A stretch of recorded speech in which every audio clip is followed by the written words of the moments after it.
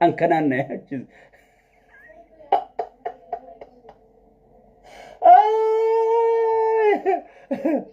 Yaa gammadaa wallahi ilmaan Oromoo yeroo hunda namni dhugaa Oromoo qabu. Wallahi billahi nuti gaafa dheengaddaatti dhuguma Oromootiin namicha kana deeggaruu turre. Dhuguma Oromoo saniin nu milkeessee jechuudha. Ittillee milkooyne yees itti milkooyne.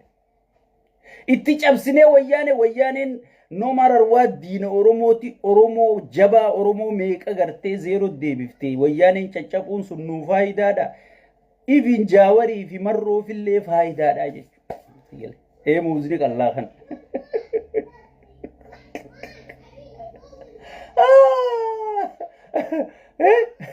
Sigale muuziqaa Allah san kan namichiif kaa'u ka'e.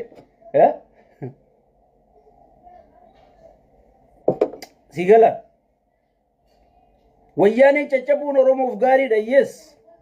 Wanni hundi daaraa ta'uun Oromoof gaariidha diinnan Oromoo hundi caccabuun amma Jaawarii fi Marroo fi mootummaan itti aantu gana karaa laafa deemanii jechuudha. Wayyaaneen osoo qabeenya fuute saniin kuttee nuuf gaarii miti qabsoo Oromoof illee gaarii miti jechuudha. Igale san gaafas itti milkooyne yes itti milkooyne jechuudha. Garuu gaamma tana inni gartee wanni inni godheef yaa'ii haaseetiin ummata diggisiisee galaan hojii mazmuurii tana gartee mazmuurii jechuun akka gartee wanti keessa buufteetuma farankaa lama keessa buuftee qalaw goota. Sigale mazmuurii tana gartee galaanoo jechisiisee farshootti naqeeti maallaqatti kennee sigale galaanoo jechisiisee Oromoon tun shorti bimoorii qabdi gartee Oromoo tana dhumaatiisi buqqaatiisi rakkinasi kana hunda irraanfachiisee hay gartee rakkinasi fide galaana dhabuudha ka gartee jiree nageenya si dhorke galaana dhabuudha ji'eetiin gartee Oromoo tana ibiddan naqa ji'eetiin inni laal lafa dhiituu ture jechuudha dubbiin akkas hin taane Oromoon shorti memooriin qabdu namni akka Oromoo waa yaadatu hin jiru namni akka Oromoo waa beekulleen hin jiru garuu Oromoon miskiina reefa nama fi kana sagal gara gaggalchanii jettee mammaa isaa qabdi. Nama xiyya jetteen kana dafteen tuftu. Gaafa tufte immoo yoo ati warqii taatellee deebitee sin fuutu. Oromoon Abiyyi Ahmad osoo warqii lafa afee fi Abiyyi tufamee jira Oromoo keessa.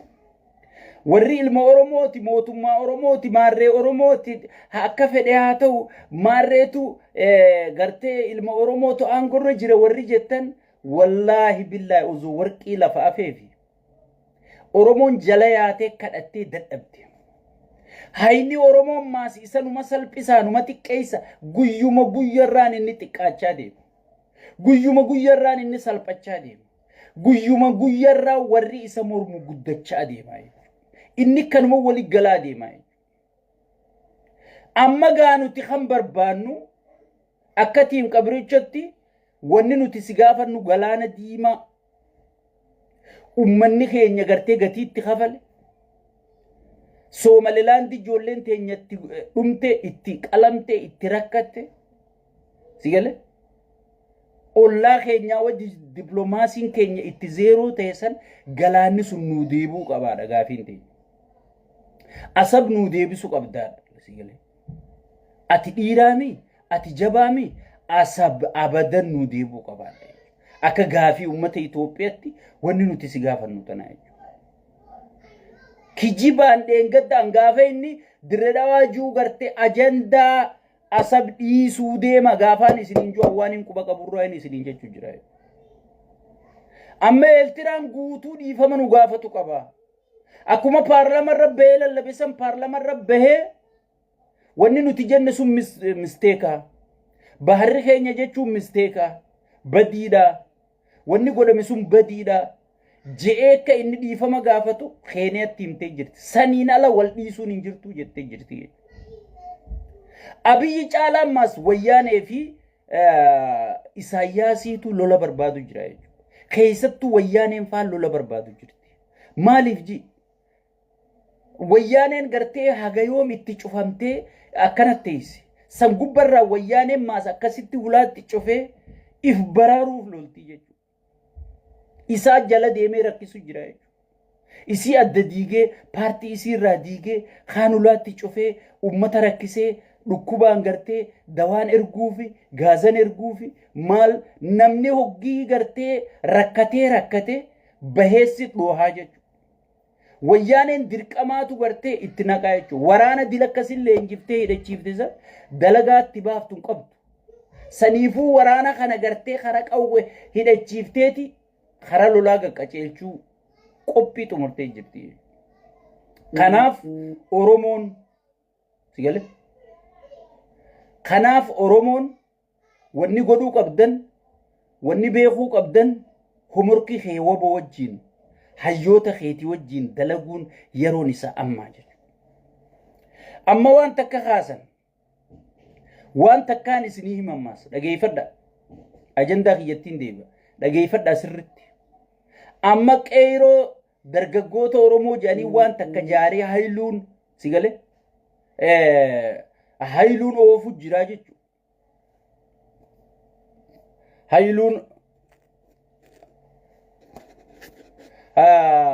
Hayluun oofu jiraa jechuudha. Hayluu gonfaa jeneraal Hayluu gonfaa mee dargaggoota qeeroo hoggii jaamu qeeroo jechuun dargaggoota duruu malaal dubbiin isaanii batte.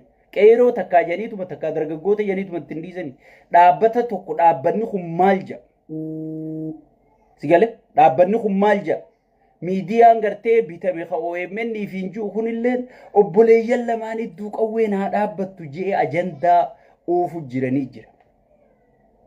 Nagee buusu nagee lallabu sun mallattoo teenya.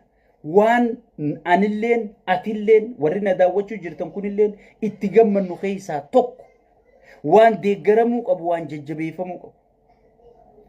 Garuu warra arra gartee naannoorraa haga aanaa waajjira banadhaa isin bakka bu'oota qeerootii jedhanii waajjira banuufi jiranii jira jechuudha. Sigale qeeroon goblaa Abiyyi jala jaaramtu hin jirtu buleeyyan kiyya. Qeeroon kadiiga isa diinni qeeroo Oromoo guddaan namicha kana. Namichi gartee qeeroo dhabamsiise qeeroo dheengadda gartee qabsaa'u turte. Taan bosona galchee taan qabri galchee taan biyya alatti osoo yaatu qurxummiidhaan dhabamtee abbaan qeeroo hundi osoon isa baqatu gartee Awurooppaa galee kakka gartee narraahimi lammaa magarsaa kun hundi qeeroo raayyaa ittisa keenyaati kajeedha aadatu hundi osoo baqatu Norweey galee qeeroo akkasitti adda facaase. Ka qeeroo adda facaase. Ka maayindii qeeroo diige. Ka hamilee qeeroo caccabse. Ka gaafii qeeroo gartee gubee awwaale. Sheeyxaanticha kana sheeyxaanticha jalatti hayluu gonfaadhaa wanni inni nuu jaaru takkallee ni jirtu jechuudha. Uummanni Oromoo gurra isin calaqqu. Warra gartee ijoollee dheengadda hidhamtee makalaayitti hidhamtee wayyaaneen dararamuu turtee fi sabboontota tokko beelawaa tokko walitti qabaniiti akka qeeroo jaaramaadha mootummaan filmaata booda gartee if qulqulleessuuf deema bakka hattuu tana isinii bu'a sigalee bakka hattoota amma aangorra jiru kana isin buufna filmaata booda sigalee gartee saniifu isin wanni isin godhuu qabdan ijaaramaadha qeeroo teessan jaarradhaadha naannoorraa haga gandatti waajjira jaarradhaa jedhanii oofu jiranii jechuudha. Uummata keenya qeeroon sheeyxaanin nu jaaru hin jiru. Nageenyi gartee ergamtuun sheeyxaanaa nu lallabdu hin jiru. Qawween obboleessa iddoo haa dhaabbattu jechuun waan sirriiti. Qawween obboleessa iddoo haa dhaabbattu jechuun yaada eebbifamaadha. Hay arra warra akkas juusaniif waajjira jaaru jira bar. Dhuguma warri sun warra sanii mi'atiif gaafadhu. Taayyee dandaa maaliif hidhaa jira? Obboleeyyanii wal finnee wal balleeysinee gahee duutiin iddoo haa dhaabbatu obboleessi obboleessa moohatu haganumaaf hidhaa jiraami. Haganumaaf ilmaan isaa ala faca'aniimi. Haganumaaf ilmaan isaa mana qabalee bineensa jalatti mucaa nama sadii beemi.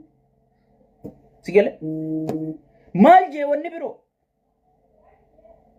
waboo injifachuun dandeenyu hawallolu jiru obboleeyyanii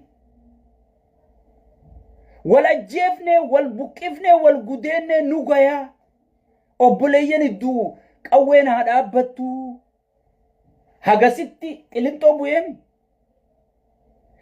yaadadhu gaalaa lammaa sirra dhaabbadhu warri arra waajjira jaarrate kun garaagarummaan nageenya haabuu je'e taayyeenis nageenya haabuu je ni hidhame warri kunis qawwee obboleeyyan iddutti sagalee qawwee dhagahuun barbaannu je waajjiraa jaaramuu jiraaf dhageeffadha oromooti yan shawwadamina lammaffa Jaawar Mahammad itti gaafatamummaa fannootii fi tawabolleeniin fudhadhaa ijoollee tananiin dubbisaa onnee isaaniitiin beekaa wajjiin haasawaa anaa wajji haasawaa sigale baay'atallee naan baasinaa isin akkuma nagee buuftan qofa nuu hayyamaa qaama sadaffaatiin marii dhugaadhaa ta siyaasaa gattaati mari'adhaa anaatu itti gaafatama kajee kitaaba gurgurachuu dhorkanii keeniyaa hunda keessaan ariine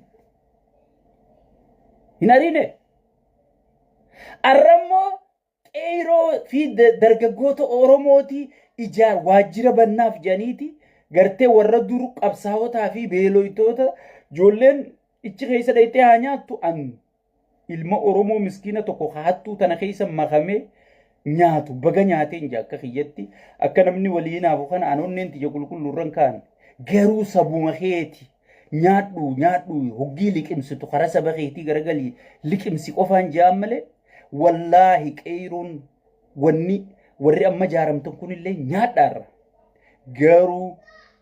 garuu tokko tokkoon hidhaan hidhamuu teessan tokko tokkoon guuramtanii hidhaan hidhamuu teessan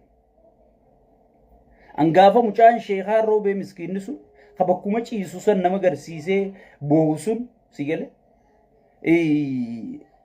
achii lallabuun yaa mucaan kun nyaatee tun quufne maarra duultanii sigale mucaan san asumaan sagalee taafisine firii sheekaa roobee namichi kun ni nyaachuutti hin jiraa je nama akkasitti haqasii men jibbiyyaa oromoo anaa siin je an nyaachuutti hin jiraa je nama sitti hime san badaan kasiifiin qabsaa'u jira saba kanaafiin dhukkee teechi taa'u jira je'ee gartee shira sirra dalu badaan barsuun hulaa takkaan harkadhee nyaachuu jira je isinillee hulaa harkattanii nyaadha maaliif amma durallee gatii kafaluu turtanii gaafa wayyaanillee hidhaa turtanii namootaan an beeku nama oromoo biratti gartee kabajaa qabu namaan an beeku hedduun suuraa san keessatti arge